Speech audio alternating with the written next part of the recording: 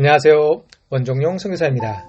날마다 말씀과 함께 오늘은 여호수아서 5장 애굽의 수치를 떠나가게 찾으신 하나님이라는 제목으로 함께 은혜를 나누고자 합니다. 광야에서 40년 동안의 여정을 마친 이스라엘 백성들은 마침내 약속의 땅으로 들어섰습니다. 이 시점에 이스라엘 백성들에게는 약속의 땅 가나안을 정복하라는 권면이 더 설득력이 있을 것입니다. 그러나 오늘 본문 5장은 가나안 땅을 정복하는 것보다 더 중요한 사항들이 있음을 말하고 있습니다. 본문에서 이스라엘은 모세 율법을 통하여 요구된 두 가지 예식을 이행하였습니다. 먼저 할례를 행하였고 그 다음에는 유월절을 지켰습니다.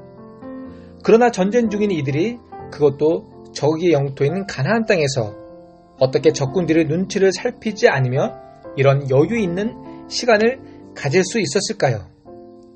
1절은 그 이유를 확실하게 제시하고 있습니다. 범 넘어는 요단강을 이스라엘 백성들이 아무런 문제 없이 건넜다는 소문이 온 땅에 퍼지자 그 누구도 감히 이 백성들을 대적할 수 없음을 깨달은 것입니다. 그리고 이들의 사기가 얼마나 약화되었는지 그들이 마음이 녹았고 정신을 잃었다고 기록하고 있습니다. 가나안 사람들의 마음이 녹아내리게 된 동기가 이스라엘 사람들이 군사력이 아니고 하나님이 요단강에서 이스라엘에게 행하신 기적 때문이라는 것입니다.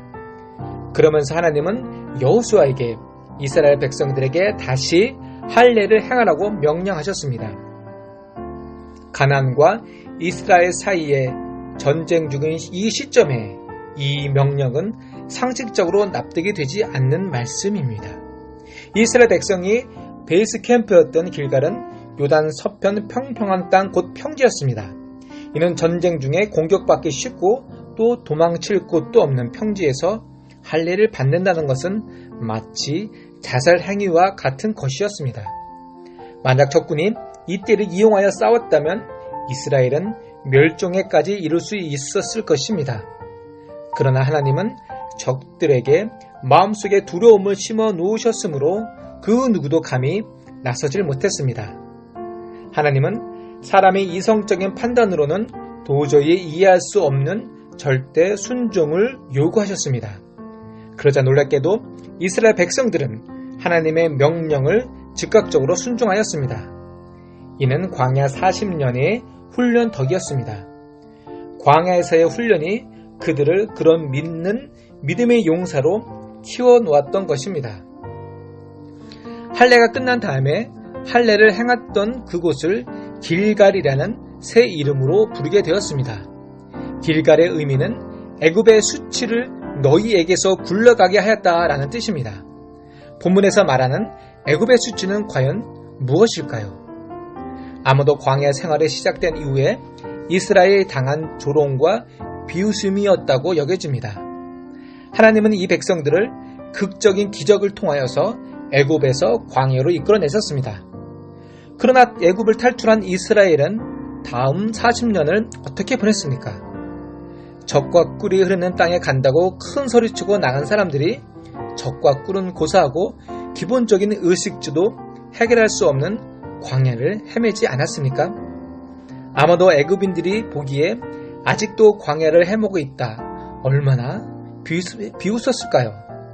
즉 이들은 애굽 사람들에게 큰 비웃음거리가 되었던 것입니다. 그러나 이제 드디어 이런 수치가 그칠 날이 왔다는 것입니다.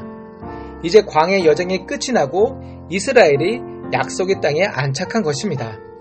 그리고 할례로 하나님께 성결케 된 특별한 백성이 되었으니 애굽의 수치가 떠나간 것입니다. 할례를 받아서가 아니라 할례가 상징하는 하나님과의 새로운 관계 성립을 통해서입니다.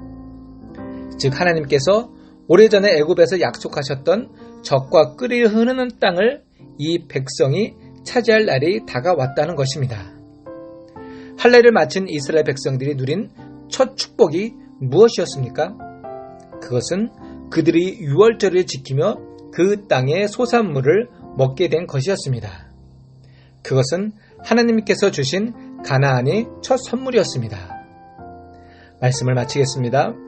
성도 여러분, 하나님은 이스라엘 백성들에게 드디어 애굽의 수치가 떠나갔다고 말씀하고 있습니다. 오늘날 우리 성도들도 예수님의 보혈로 구원을 믿는다고 말하지만 하나님의 자녀가 되었다고 말하지만 성도 곧 거룩한 하나님의 백성이라는 이름을 갖고 있지만 아직도 애굽의 수치를 안고 있지는 않으십니까? 아직도 애굽의 본성을 갈라내지 못하고 있지는 않으십니까? 여전히 죄의 딱지, 애굽의 수치, 죄의 본성에 매여 있지는 않으십니까? 이제 우리는 다시 한번 하나님의 말씀을 상고해야 합니다. 이스라엘 자손에게 다시 할례를 행하라. 애굽의 수치를 떠나가게 하시기 위하여 우리는 다시 한번 할례를 행해야 합니다. 다시 한번 예수님의 보혈 앞에 무릎을 꿇어야 합니다. 아멘. 기도하겠습니다. 하나님, 우리가 아직도 죄의 본성에 매여 있고 세상의 습관에 매여 있는 우리에게 영적 할례를 행할 수 있는 믿음을 허락하여 주옵소서. 오늘도 승리하는 우리 성도들 되게 인도하여 주옵소서. 예수님 이름으로 기도드렸습니다. 아멘.